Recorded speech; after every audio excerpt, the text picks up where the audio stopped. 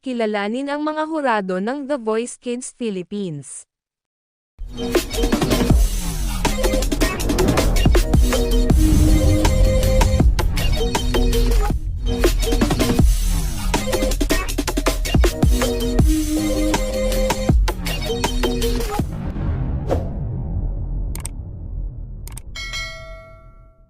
Matapos ang ilang taon ng The Voice Kids sa dati nitong network, na ABS-CBN, ay ngayon ay nailipat na ito sa GMA7 Kapuso Network. At nagbabalik bilang The Voice Coach sina, Julian San Jose, Stel ng SB19, at Billy Crawford. Silang tatlo ang previous coaches ng The Voice Generations kasama si Chito Miranda. At ngayong The Voice Kids naman ay si Pablo ng SB19, ang papalit kay Chito Miranda bilang ika-4 na The Voice Coach. Hindi makapaniwala ang P-pop star na napili siya bilang The Voice Kids Coach.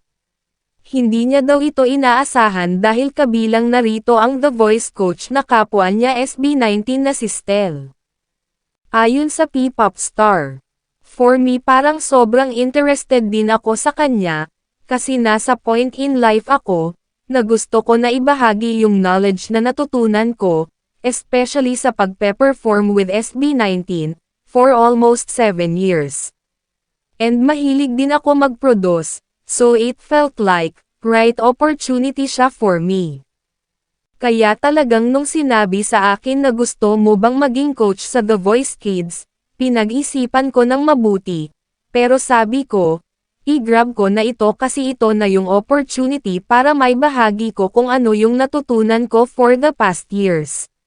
Nakatakda nang magsimula ang The Voice Kids ngayong September 15 at ang main host nito ay walang iba kundi si Dingdong Dantes.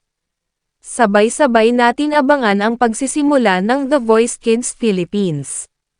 Ano ang masasabi nyo dito mga ka-chismokes? Just comment down below, please don't forget to click like and subscribe, para updated kayo sa mga showbiz at entertainment happenings.